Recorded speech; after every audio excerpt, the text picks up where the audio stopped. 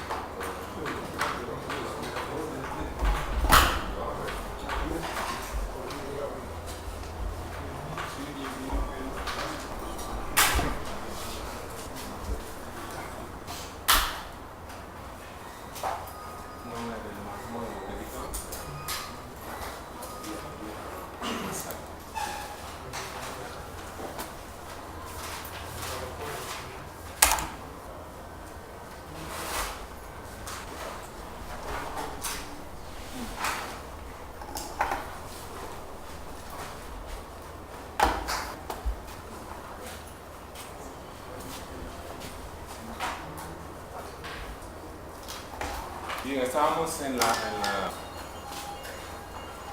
proceso de conversión.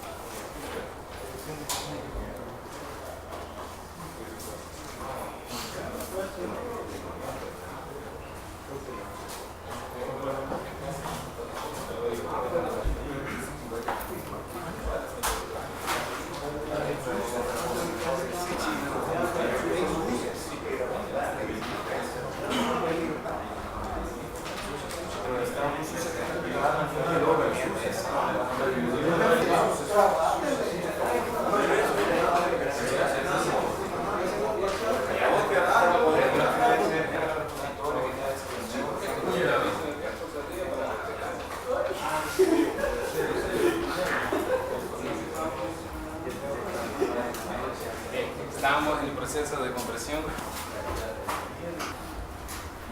bajo el estándar TDM.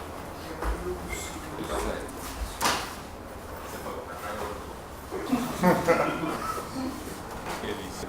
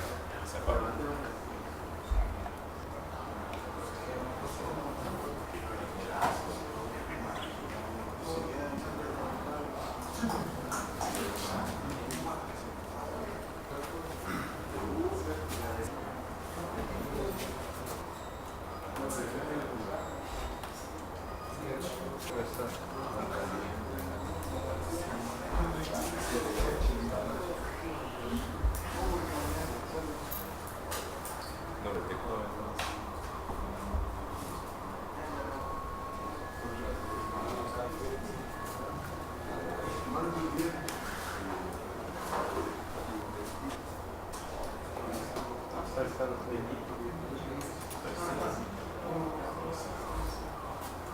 Bueno, gente que se arruine. Estamos en el proceso de versión analógico digital del formato cada vez.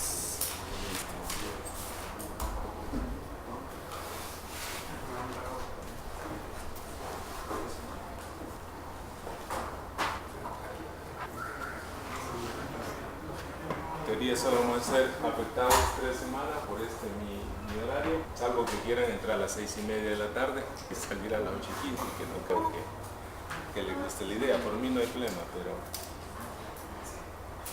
pero para algunos de ustedes se les complicaría un poco.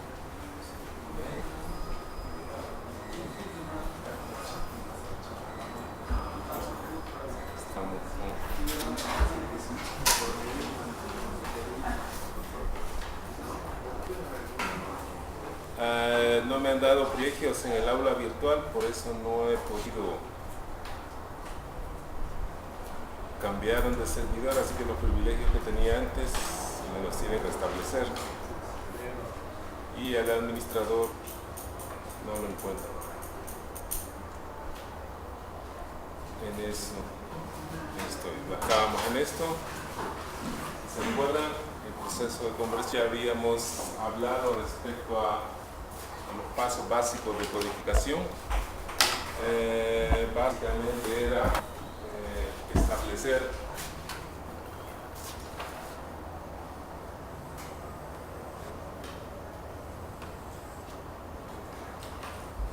a partir del valor de amplitud de esta muestra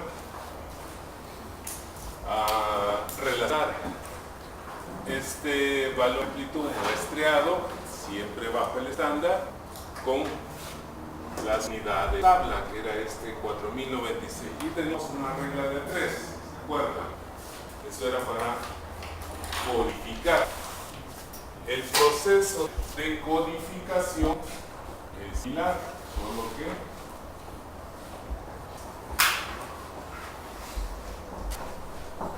siempre bajo este estándar, solo que debemos considerar el valor de decisión. El valor de decisión es el siguiente. Si pensamos en el intervalo 6, donde el ancho del intervalo es de 64 unidades tabla, que está acá. Si pensamos en el primer intervalo, iría de 1024 hasta 1024 más 64. Ese sería el límite del intervalo. Como ya vimos, cualquier valor de muestra entre 1024 y 1080 y algo, 1090 y algo, se va a verificar con la misma palabra que aparece acá, cualquiera. Ahora la pregunta es cómo a partir de este código llegar de nuevo a un valor muestra, a un valor PAM, que equivale de nuevo a volver a la amplitud analógica de la muestra recuperada. El asunto es, la voz es un fenómeno analógico. Se digitaliza para facilitar el procesamiento. La voz, cuando se le entregue al usuario, se debe dar analógica también, para que la pueda reconocer como fenómeno de voz. Por tanto, al usuario en la etapa final hay que dar un valor de un pulso PAM que lleve esa amplitud que en teoría se codificó a fuente. No le vamos a dar la palabra código. La palabra código simplemente se saca para efectos de enviarlo por el canal, optimizar, etc. Al usuario hay que darle eso. Ahora, ¿qué le vamos a dar, por ejemplo, a partir de esta muestra? Bien, lo que dice el estándar CM es que todos los valores de muestra que queden en este intervalo se van a decodificar usando el valor medio del intervalo. Todos. Y así para cualquier intervalo de los 256 que tiene estándar. Todos. Para que, bien, vamos a usar el valor intermedio del intervalo. Ya estamos ahí. ¿Qué pasa entonces si la muestra inicial no era igual a ese valor de decisión? Lo que genera es la distorsión por cuantificación. Eso va a generar esa distorsión de cuantificación.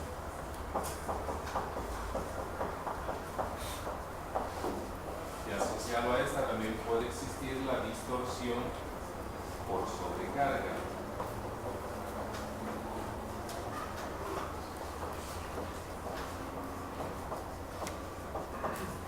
La distorsión por sobrecarga se va a presentar cuando el valor de la muestra supere el límite que dice el estándar. ¿Cuál es el límite que dice el estándar? ¿Se acuerdan? Los 3.14 de NMO. Cuando eso se supere, pues la señal el sistema lo va a recortar, es decir, si la muestra supera este límite, digamos que por A o B razón la muestra tenía esta amplitud, el sistema lo va a recortar. Todo esto que recorta es la distorsión de sobrecarga.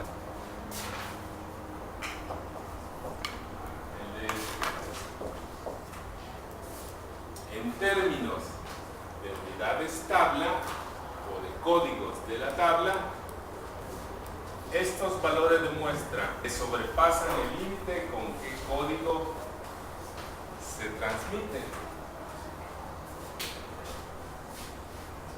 ¿Cuál código se transmite? El máximo de la tabla.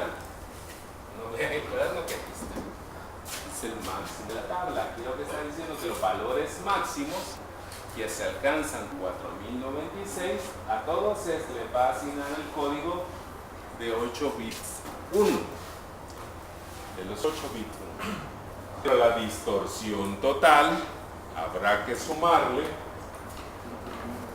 lo que se perdió, el recorte, más la distorsión derivada de la recuperación, porque ya no se va a recuperar con el límite máximo de 4096, sino que se va a recuperar con la mitad del intervalo al que pertenece, es decir, estos 4032 que aparecen en el indicador. Estamos. Y eso es SM como tal en el proceso de cuantificación. Otra cosa que mencionábamos en su momento era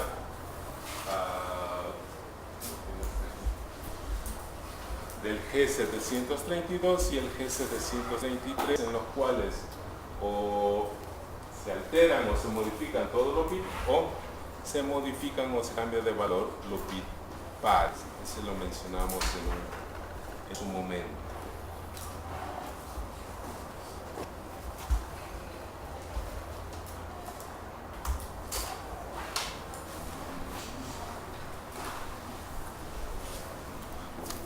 Luego de ese proceso de conversión,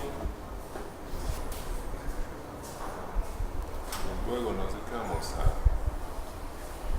hacer ejercicio, si quiere. Podemos hacer un repaso del que PSM implica.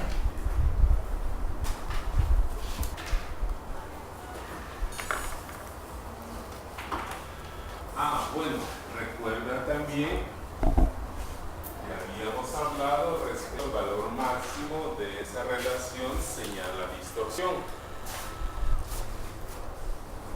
¿Cuál era el valor máximo que establecía la UIT?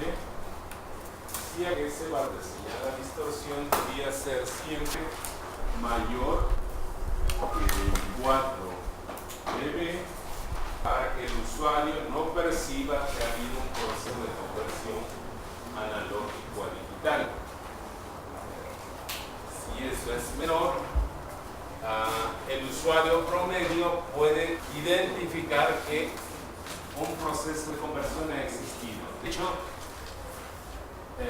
la ley A garantiza que esta relación se mantendrá arriba de 32 dB. Si analizamos un intervalo cualquiera y sin ponerle números, sabiendo que la recuperación se hace siempre con el valor intermedio,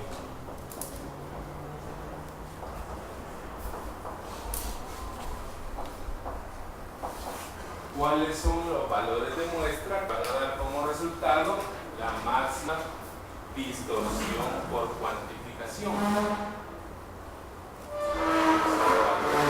Que van a dar como resultado la máxima distorsión por cuantificación. Si la muestra tuviese un valor exacto de medio intervalo de cuantificación, ¿cuál sería la distorsión? Si la muestra tuviese inicialmente el mismo valor con el que se decodifica, ¿cuál sería el valor de distorsión? Distorsiones. Lo que realmente valía con lo que yo uso para recuperar. No habría distorsión, porque el valor de muestra tendría el mismo valor con el que recupero. Partiendo de eso, ¿qué valores de muestra originan la máxima distorsión por cuantificación? Aquellos que estén más alejados del valor de recuperación. Y esos valores que están más alejados son los extremos del intervalo. En esos extremos es que la UIT, a través de la ley A, garantiza esto. En esos extremos. Más arriba, desde el extremo inferior o abajo del extremo superior, esto se hace más grande. Eso se hace más grande. Eso es en el estándar PCM. Bien. Luego, lo vamos a ver acá un poco más adelante. Podemos darle un breve repaso a lo que hemos hablado.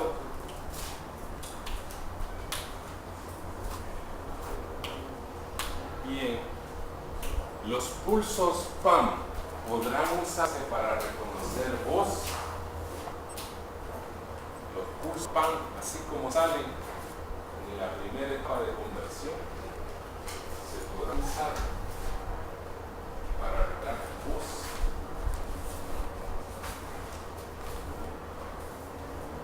Para entender la voz.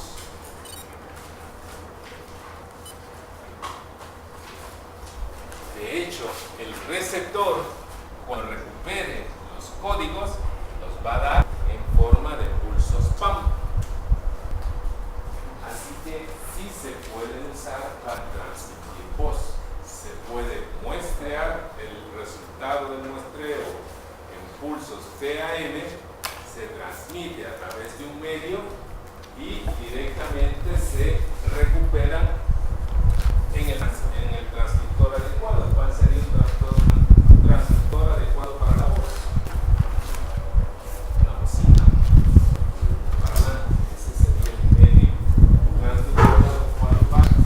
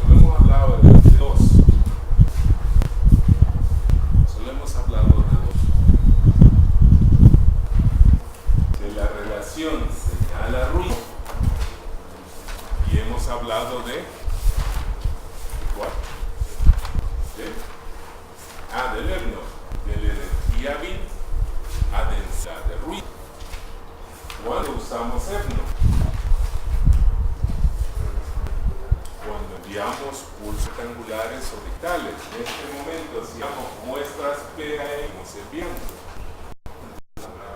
muestras y muestras lógicas en ese sistema. Para dar su factor de calidad, la reacción señala ruido. Pero si esas muestras las tomamos, las codificamos con la tabla y enviamos los pulsos rectangulares para caracterizar ese sistema, estaríamos hablando de el EMNO del sistema. ¿Qué degrada el EMNO o la relación señal-ruido en un sistema de transmisión de banda base? ¿Qué es el sistema de transmisión de banda base? Él había dicho.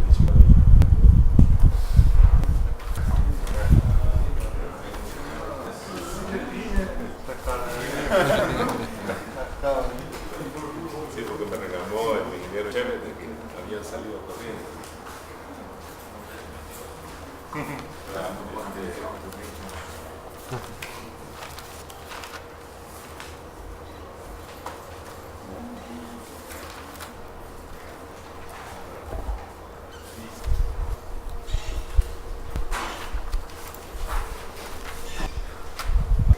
Un teórico también.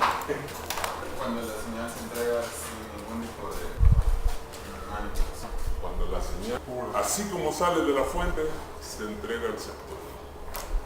Esa es transmisión de banda base.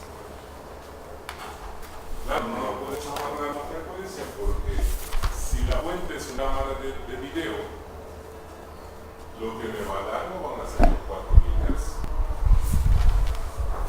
Las cámaras de video van a dar las señales de 4 megas para el video y el resto, los 2 megas para el audio y el sincronismo. Eso van a dar una cámara de video. Para el video, esa es una señal de banda base. Para la voz, una señal de banda base va a ser la que se concentre entre los 300 y los 3600 Hz. O estos pulsos AM de los que estamos hablando acá. Eso va a ser banda base. En el momento que eso lo quiero trasladar de frecuencia, utilizando ¿qué principio de Fourier?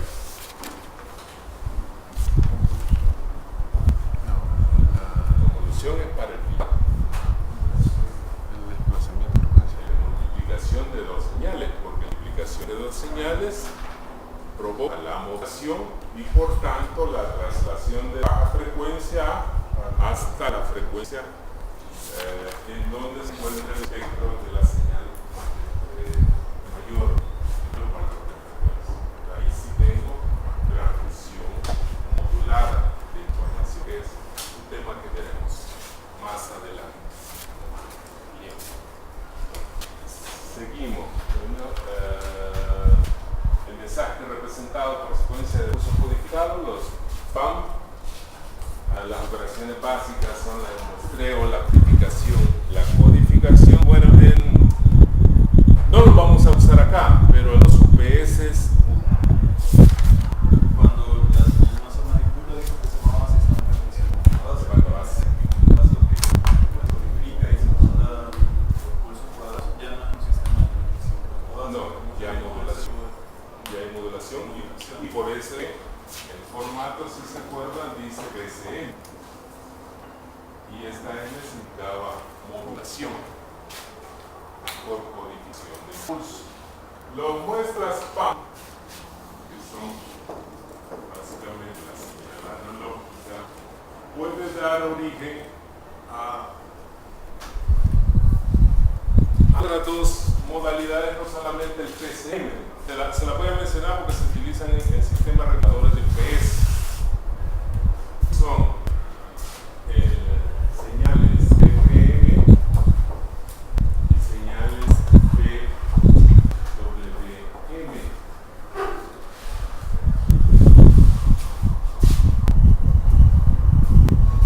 Esta viene de modulación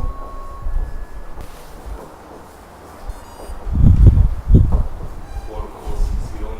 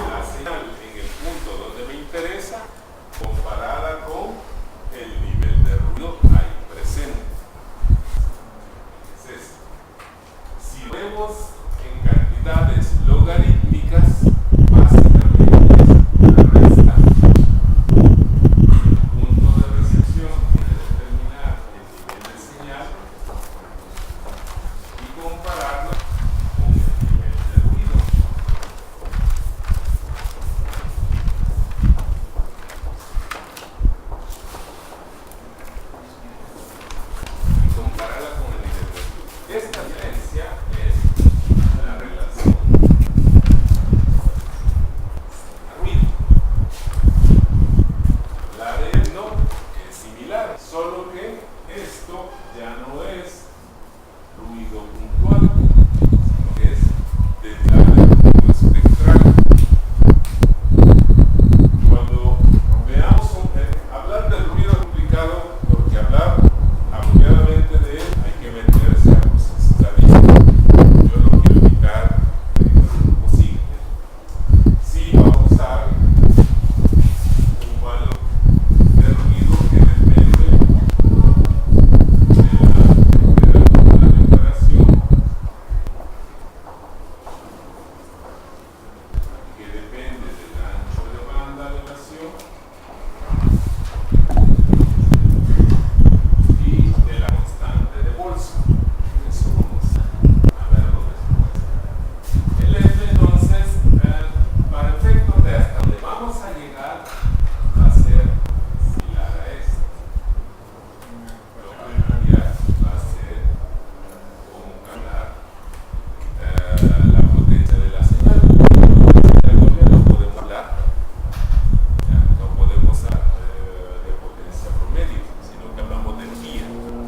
Aunque para un pulso rectangular la hemos definido como su amplitud por su duración. Así lo vamos a usar.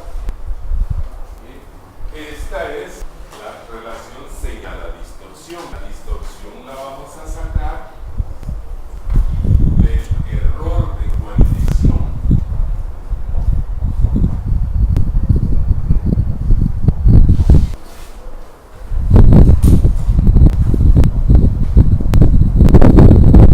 Y el error de cuantización va a ser la diferencia entre el valor real de la muestra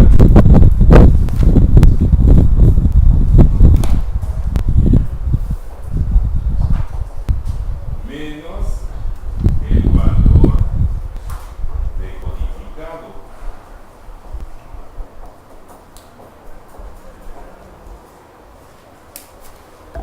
Ese va a ser la distorsión. En esencia será el error de cuantificación y lo vamos a sacar así, en relación señal-distorsión.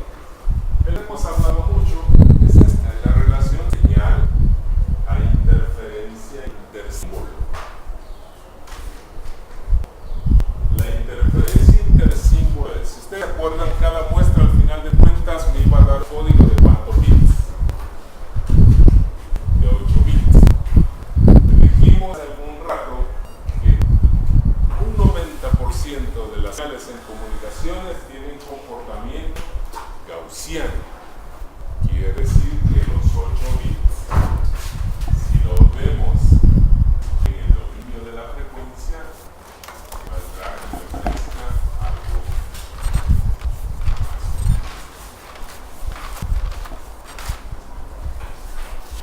Cada uno de estos pulsos gaussianos representará uno de los bits, no solo de lo que estamos hablando.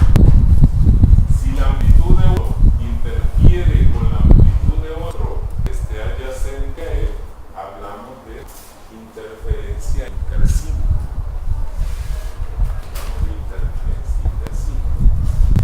Es otra cosa con la que tenemos que meternos. Probablemente algunos de ustedes ya han oído hablar del asunto de telefonía móvil. Uno ya lo llevaron.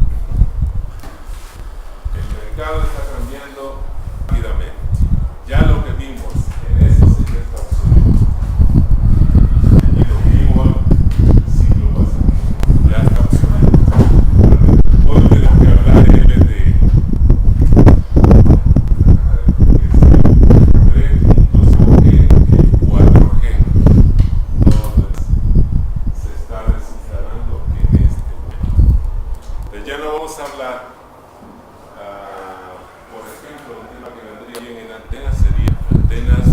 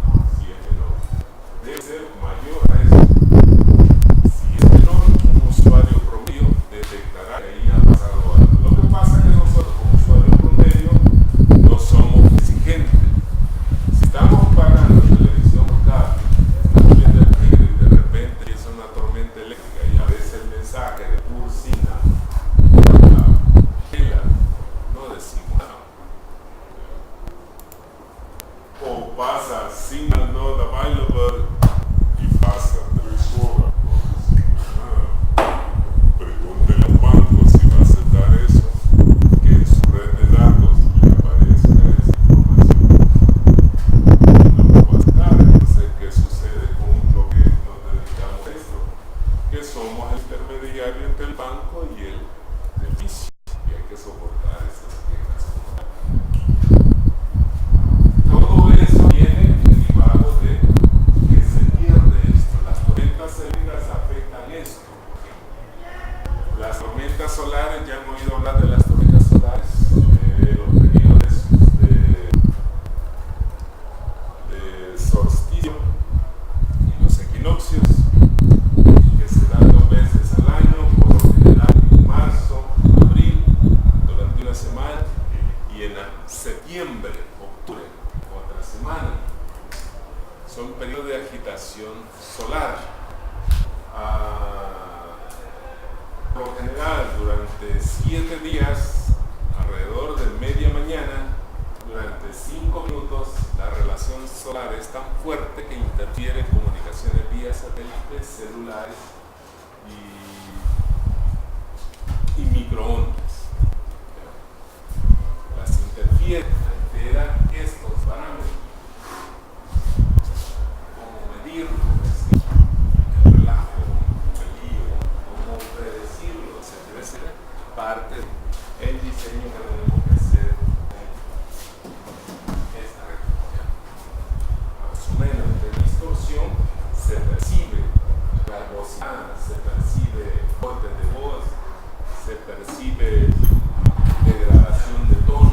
Lo que hay que compararlo es qué calidad obtiene un detector por tecnología. Esa es la máxima calidad de transmisión voz.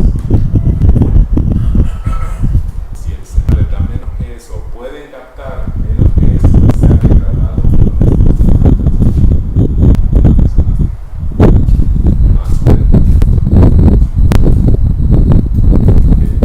Historias palabras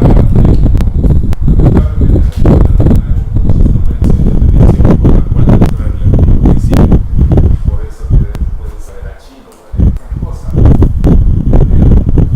Si lo viéramos diferentes seríamos.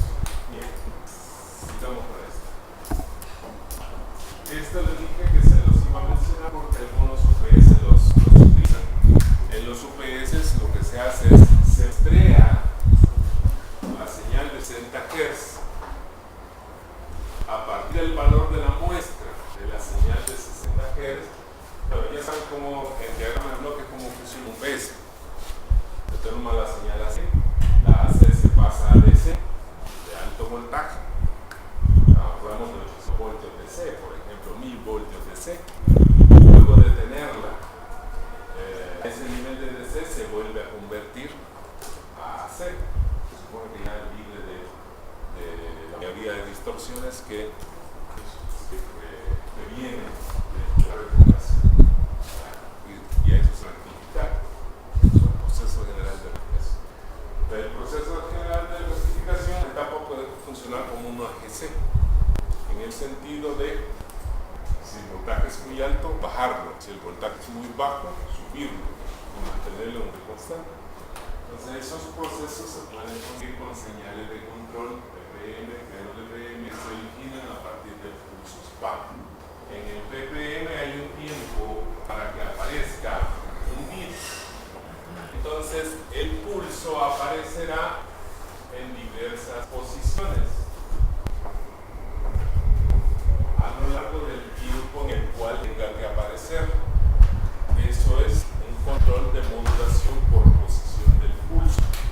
Y esto controla el nivel de voltaje a la salida del UPS. En el PWM siempre en el periodo intervalo de que debe aparecer un pulso vital, lo que se controla es el ancho. A veces tendrá una así, a veces tendrá una así. Y ese ancho es proporcional a la amplitud de la muestra AM. Igual en la posición del pulso es proporcional a la amplitud del pulso PAM derivado del proceso de muestreo. Así que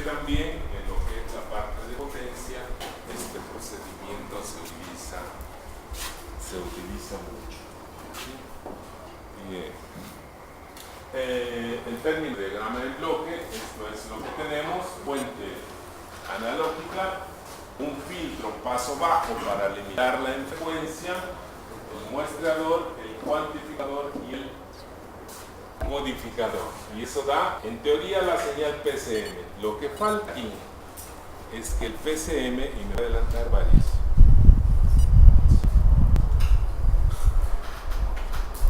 en realidad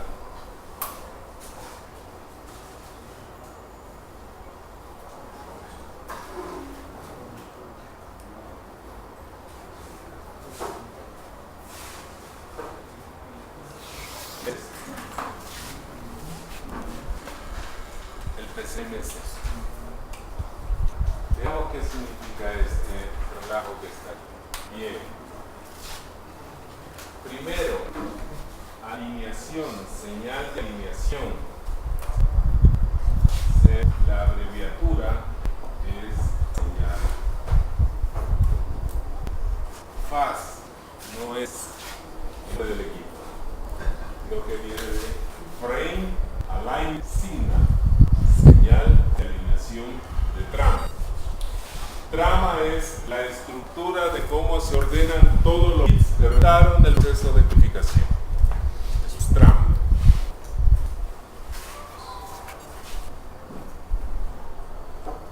Y la otra de la que hemos hablado es señalización. Señalización ejemplificamos como los procesos básicos. Cuando levantan un teléfono analógico, esperan un tono para poder marcar, y si el tono es discontinuo, ustedes cuelan y lo vuelven a intentar después. Esos procesos de señalización en los cuales, cuando el sistema falla o le dice que no hay recurso y vuelve a comenzar todo de nuevo, se le llama proceso de nacimiento-muerte. Y se dimensionan utilizando el Erlang-B. El Erlang-B son tablas estadísticas para el dimensionamiento de tráfico. Veremos esas cosas, si no aquí, que lleven telefonía móvil. Hay otros procesos de señalización. Algunos de ustedes conocen los sistemas trunking o troncalización.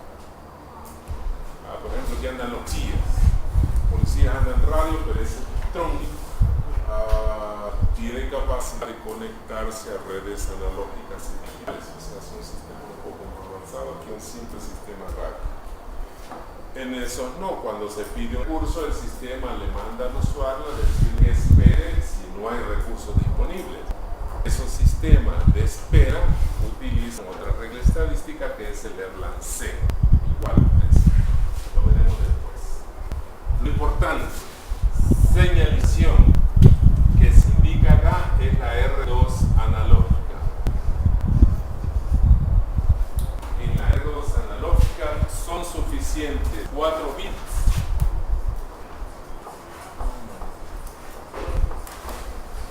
por canal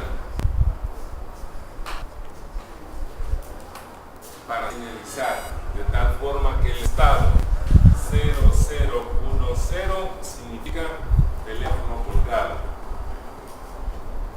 El estado 00011 significa teléfono levantado.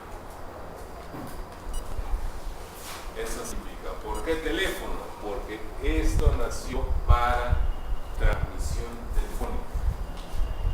En la actualidad eso ha pasado a ser transmisión puramente de datos. Pero su nacimiento, el estándar, su creación fue para teléfono. Bien, vemos acá. Cuando hablamos de los cuadritos que están acá, estamos hablando de los famosos intervalos de tiempo. ¿Cómo le llamamos los time slots? Ok, y cada time slot presentaba la codificación de una muestra por canal. Si ustedes toman los 32 time slots y los envían una vez, ¿qué información van a tener en el receptor? Van a tener una muestra de cada uno de los 30 canales de datos. Van a tener una señal de alineación de datos. Y van a tener ¿qué más? ¿Qué faltó? De lo que acabamos de mencionar. Si la mandan una vez, otra vez. Veamos la estructura. 32 intervalos de tiempo. En el intervalo 0, indicado aquí como 0, viaja la señal de alineación de trama. No es más que un código que le dice al receptor, aquí comienza una secuencia de 32 intervalos. Puede ser una secuencia fija si quieren 0, 1, 0, 1, 0, 1, 2, 4, 6, 0. Cada vez que el receptor reciba esto, sabe que comienza una secuencia de esto. Y siempre va ahí. Ok. Luego el intervalo siguiente, el 1, lleva la muestra, la primer muestra codificada del canal 1.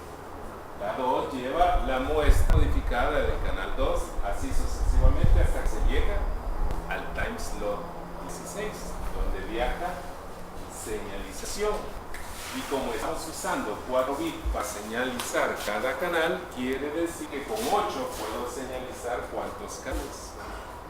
2. Tomo estos 32 intervalos de tiempo en el transmisor y los envío al receptor una vez. ¿Qué le llega al receptor? Cuando solo recibe eso una vez, le llega 30 códigos que corresponden a la primera muestra codificada de cada canal, ¿cierto? Le llega una señal de alineación de trama y además ¿qué le llega? Señalización de ¿cuántos canales? De 2 canales. Le llega señalización de 2 canales.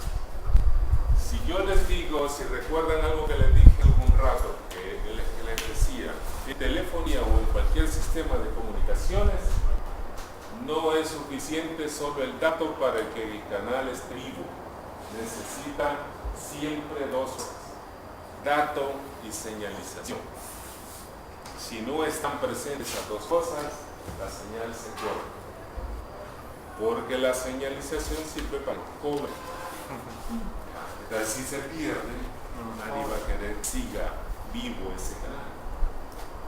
Por eso, si solo envían esto una vez, ¿estará completa la información de todos los canales?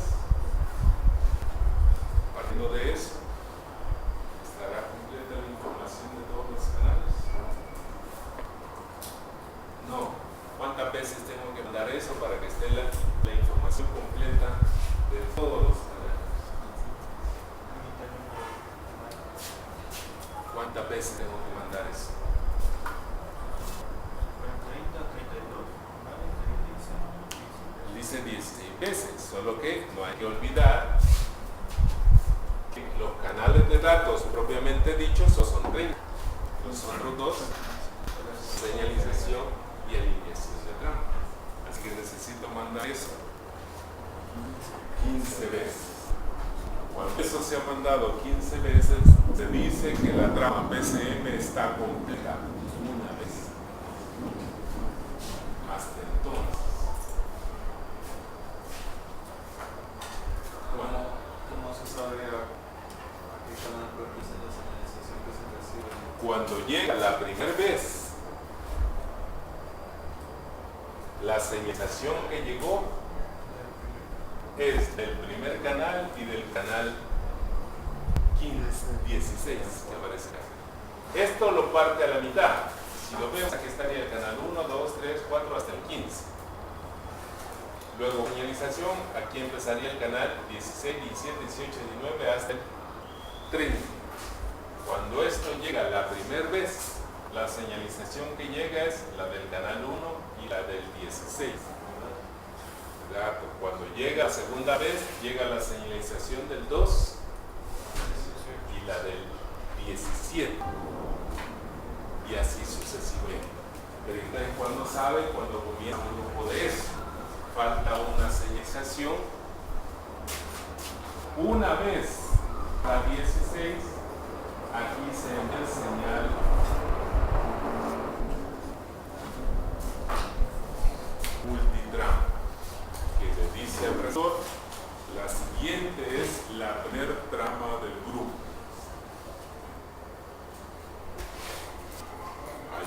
le dice dónde comienzan los vivos.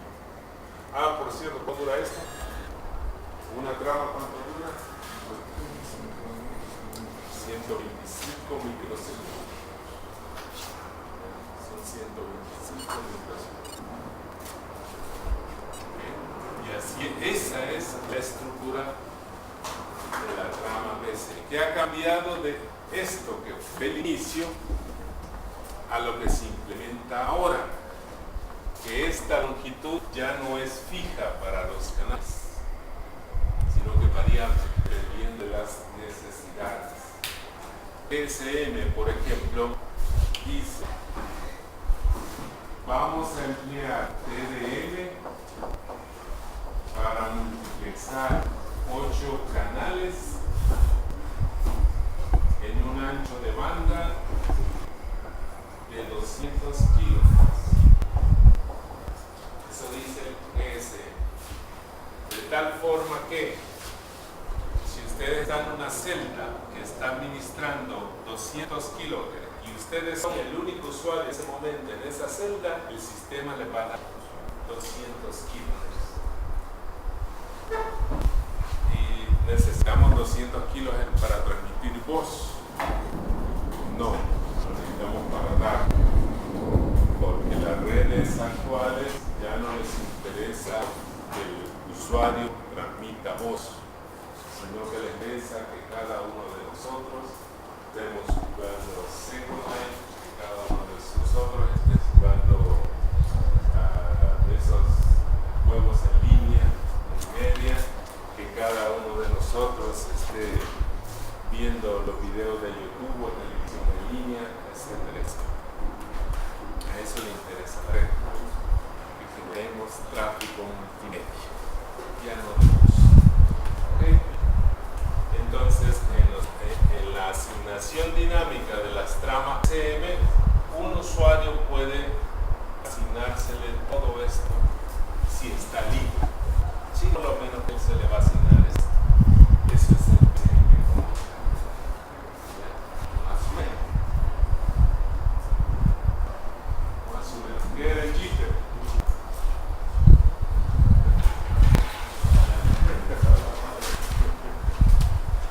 Recuerden, todo esto depende de un reloj, porque estamos hablando de tiempos. Si el reloj del transmisor es diferente del reloj del receptor, nunca se va a recuperar adecuadamente la señal. Todos nos pegamos a GPS, pero los GPS tienen una diferencia de fase entre ellos. Porque no es lo mismo, repito, que compré un GPS de $300 a uno de $3,000, $4,000, $5,000. O una estación diferencial, para que se lo pongan así. Cuando estábamos delimitando la frontera con Honduras, nadie aceptaba los GPS de $300, porque los errores eran de 15 a 20 metros. Entonces nadie quería aceptar que esos 15 metros fueran de su lado, también para el otro lado. Así que tuvieron que comprar estaciones diferenciales de errores de milímetros. Pero una estación diferencial cuesta su plata. El jitter es la diferencia de fase entre el reloj del transmisor respecto al reloj del receptor. Ese es el jitter. Bien. Si esto lo hacemos pasar por un cable, todo el 3MC lo hacemos pasar por un cable, ¿de qué manera vamos a notar que ha habido degradación de él?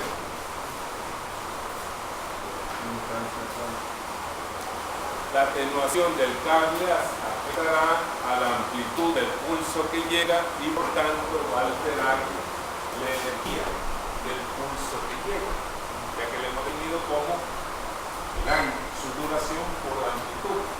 Si la amplitud baja, esta señal se va a degradar.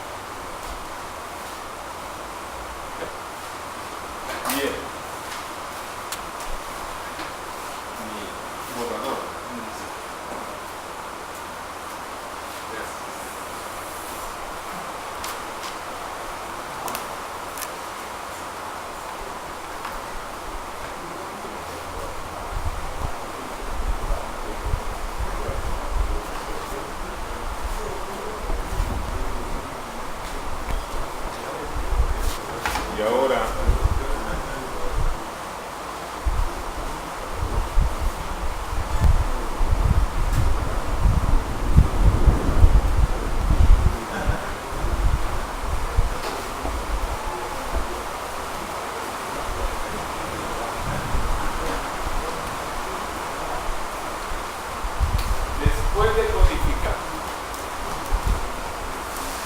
resulta directamente son pulsos del tipo RZ o NRZ. Se codificó. El RZ viene de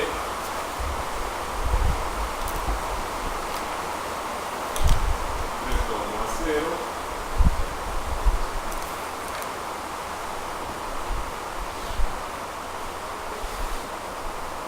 o NRZ, el no retorno a cero.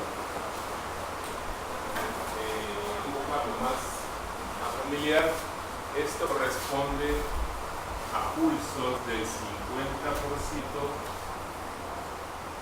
de duty cycle.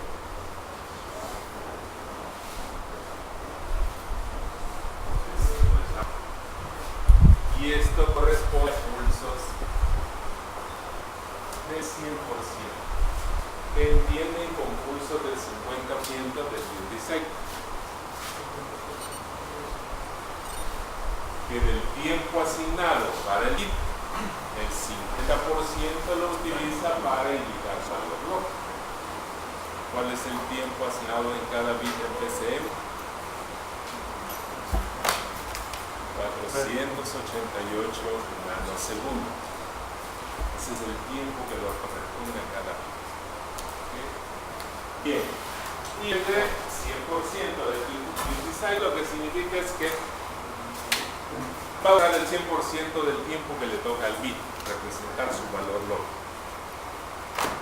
En la detección de señales digitales bajo el formato PCM, han oído hablar de sistemas PLL. ¿Han oído hablar de sistemas PLL? Lazo cerrado, que se utilizan para recuperar el reloj o sincronizar la fase de relojes de la señal que llega con el reloj local. Y estos asocian los famosos SO. En otras palabras, para reducir el jitter, el reloj del receptor se engancha a la fase de la señal que le está llegando. Para que pueda engancharse o que funcionen estas dos cosas, se necesitan transiciones en la señal.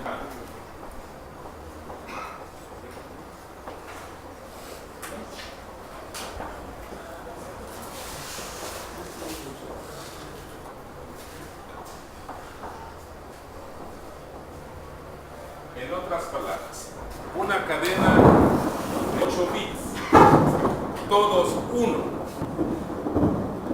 y del 100% del duty cycle, ¿cómo se estaría representando gráficamente?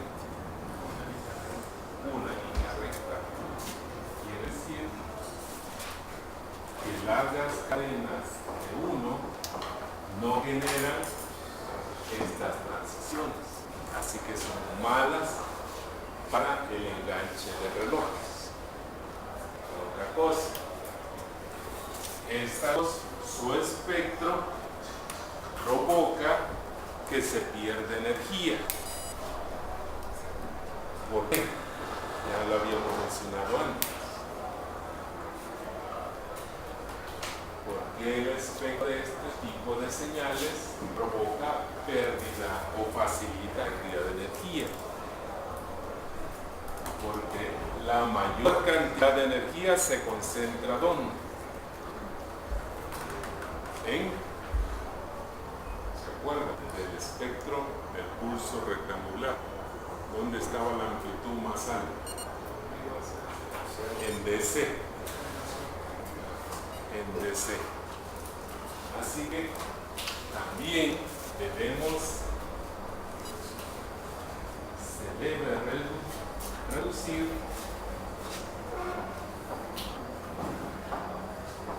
la componente DC.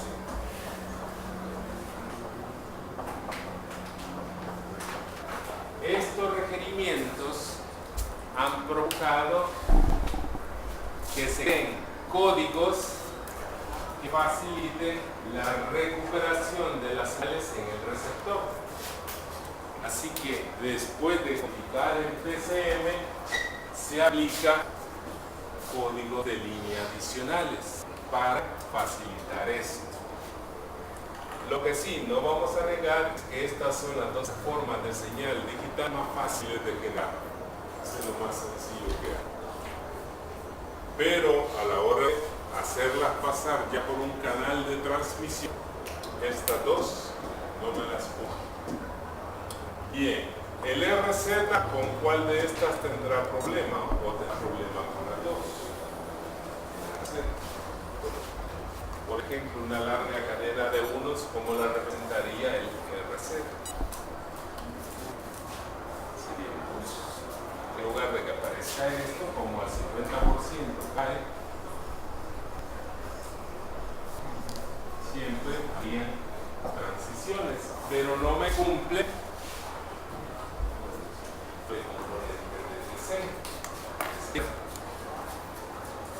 Como alternativa a esta han aparecido los más importantes, el código AMI.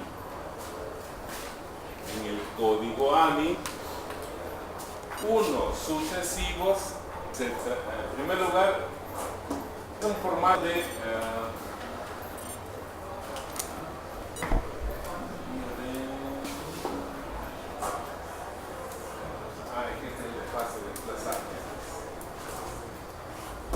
en el AMI, unos sucesivos, todos se transmite al 50% de duty cycle, está igual que el RZ. Lo que cambia es que unos sucesivos se transmiten con polaridad inversa. Vemos esta palabra código, parece que, como ejemplo, la codificación AMI significaría, como el primer bit es 0, se mantiene 0, cuando llega al siguiente bit pasa 1 al 50% de su duty cycle, cambia a 0, mantiene ese estado hasta el final de pulso y el siguiente 1 se transmite con polaridad invertida. Cuando tienen esos sistemas, estos se reconocen como códigos unipolares, mientras que estos se reconocen como códigos bipolares.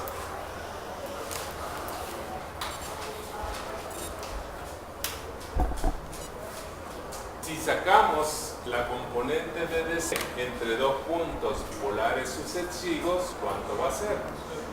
0. Entonces, este tipo de pulsos me garantiza en primera instancia estas dos visiones. ¿Qué pasa con muestras pequeñas del PCM? Aquellas que se ubican en el primer segmento. ¿Cómo se codifica? Las del primer segmento, las más pequeñas, y muestran arriba cuál es su código en la tabla PCM. ¿Se acuerdan?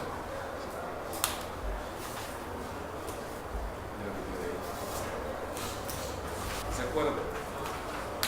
Si las muestras altas se codificaban todos unos, ¿cómo se codificarán las más bajas? 0, solo que si son muestras positivas, el bit más significativo va a ser 1.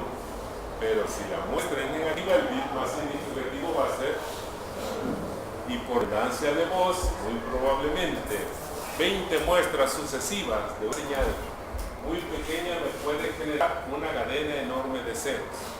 ¿Sí? Esa cadena enorme de ceros, ¿con cuál de estas condiciones me dará problemas? Las transiciones. Con las transiciones. No habrá problema con el DC, pero se perderán las transiciones y por tanto se perderá el enganche de la fase de los dos relojes. Para evitar eso, se creó otro código u otra familia de códigos, que es el de, bueno, esta es la muestra de espectral de ese tipo de códigos. el AMI ya aparece desplazado el espectro en función de la modalidad que se hace.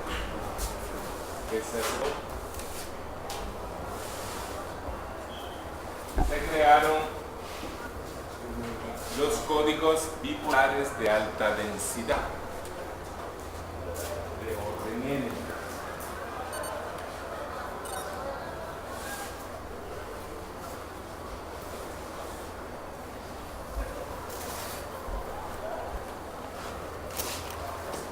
Son los códigos H, D, B, E. High density bipolar orden N. Códigos bipolares de alta densidad de orden N. Donde la N lo que indica es cuántos ceros voy a dejar pasar antes de hacer algo. Eso es en la N. ¿Cuántos ceros se van a dejar para tomar acción? El más popular, por ver ahí, es el HDD3. Vamos a definir entonces en el sistema, después de 3 ceros, el sistema hará algo y lo que hace es agregar un 1. Lo que hace es agregar. Entonces, si tenemos una secuencia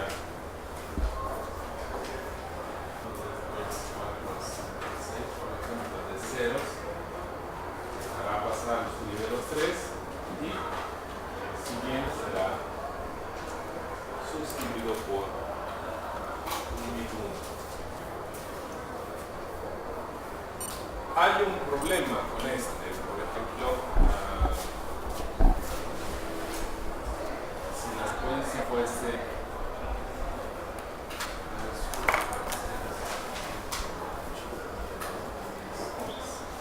que eso fuera la salida.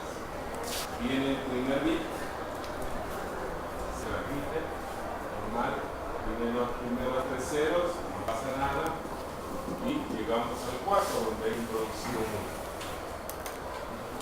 Si se introduce con polaridad invertida, se corre el riesgo de que el receptor reconozca estos como unos válidos, de tal forma que estaría recuperando un mensaje que no es cierto, es mentira. Para evitar eso, los unos generados por esta manipulación se envían con violación de polaridad, de tal forma que se envía con la misma polaridad, debería ser igual.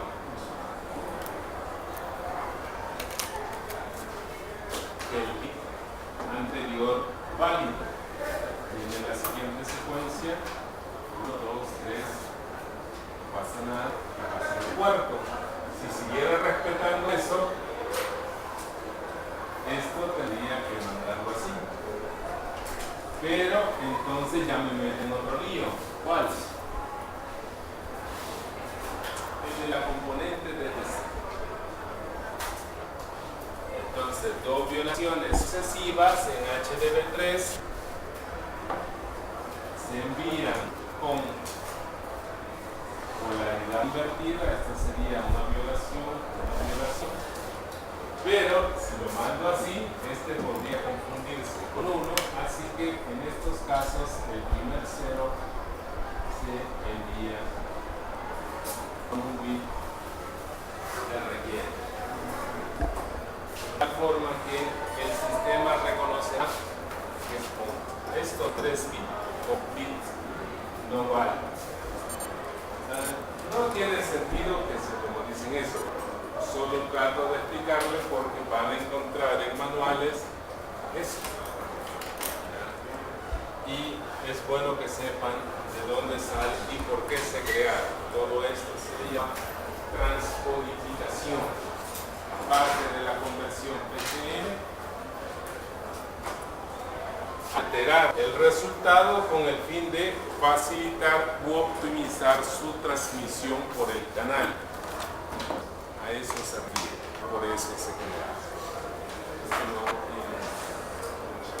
tiene más sistema, ya empezamos a operar con estas. ¿De acuerdo? Bien.